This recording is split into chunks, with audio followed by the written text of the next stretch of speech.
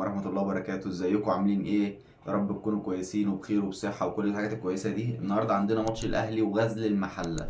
ماتش كان غريب، الأهلي كسب 1-0 بالعافية. ماتش كنا متوقعين، أنا شخصيا كنت متوقع إن الأهلي يطلع كسبان 3-4 الماتش دوت. الماتش فعلا ماتش غريب، السيناريو بتاعه أنت مش فاهمه. يعني أنت عندك أول دقيقتين، اول 3 دقايق انا حرفيا فشخ الواقع، يعني كنادي اهلي انا حرفيا فشخ الواقع. انا عمال هنيجي للماتش. بس في الاول قبل اي حاجه عايزين كلنا زي ما متعودين كلنا نصلي على النبي عليه افضل الصلاه والسلام. بسم الله الرحمن الرحيم. اول حاجه تشكيل الاهلي النهارده. الاهلي لعب زي ما لعب اخر كام ماتش. الشناوي في حراسه المرمى، العش وربيعه وهاني 3 مساكين، قدامهم الدبيس ومروان والسوليه والشحات 4، قدامهم قفشه، وقدامهم 2 جراديشار وامام عاشور. امام النهارده كان متحجم، يعني انا يعني بصراحه لازم نشيد بغزل المحله والمدرب بتاعهم بابا فاسيليو. عملوا ماتش، عملوا جيم كبير قوي، حجموا لعيبه الاهلي وخنقوهم في معظم اوقات الماتش وكان ليهم الافضليه. ولولا النهارده تالق الشناوي اللي عامل ماتش بقالنا كتير ما شفناش الشناوي بالمستوى ده. تمام. وعايزك كنت لو معايا لحد، يعني انت لو في الوقت ده بتتفرج اكتب لي مين نجم الماتش من وجهة نظرك وانا هقول لك من وجهة نظري هو مين. فبدأ الأهلي بالتشكيلة ديت.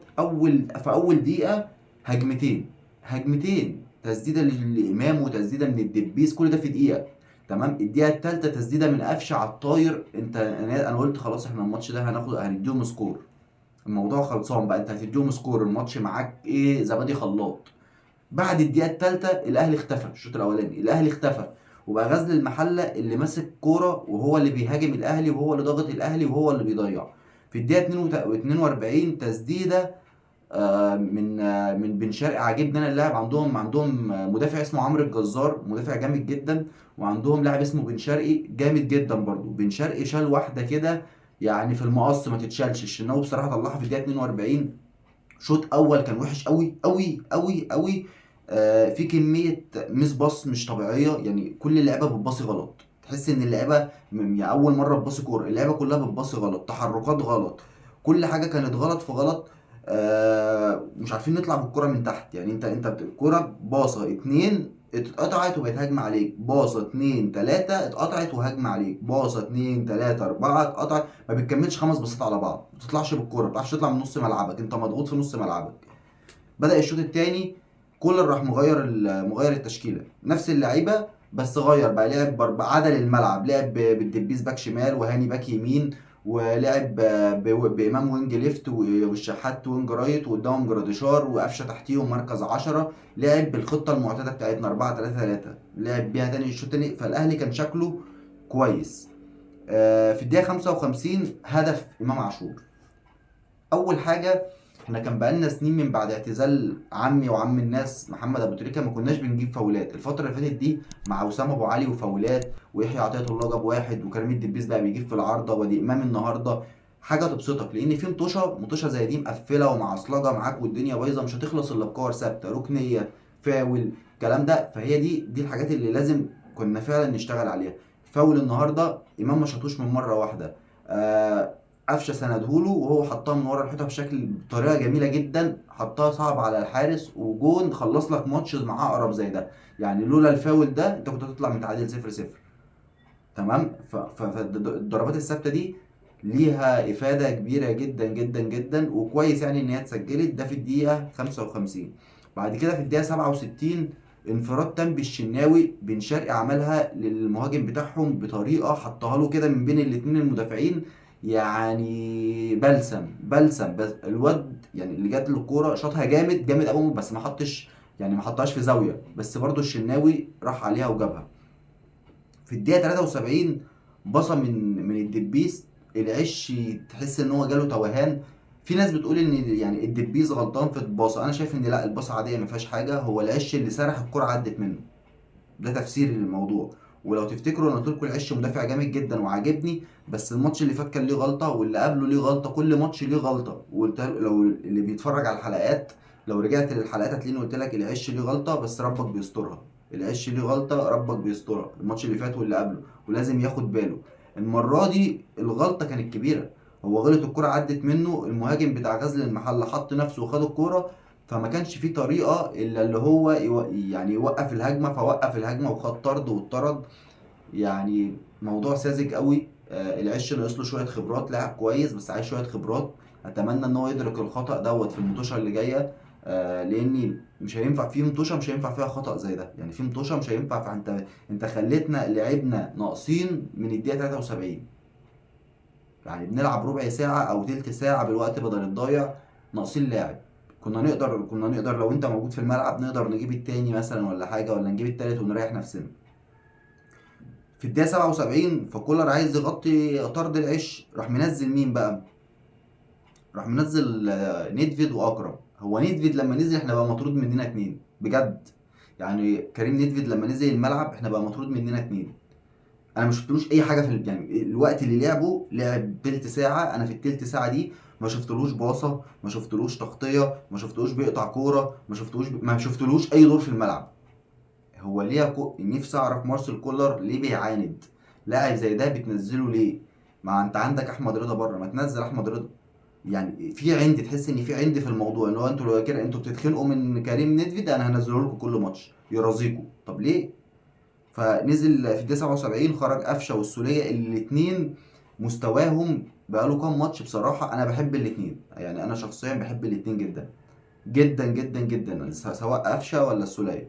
بس الاتنين مستواهم آه، ممكن عشان كانوا بعيد عن الماتشات، مش فاهم، بس هما الاتنين مستواهم بعيد بعيد بقاله فتره.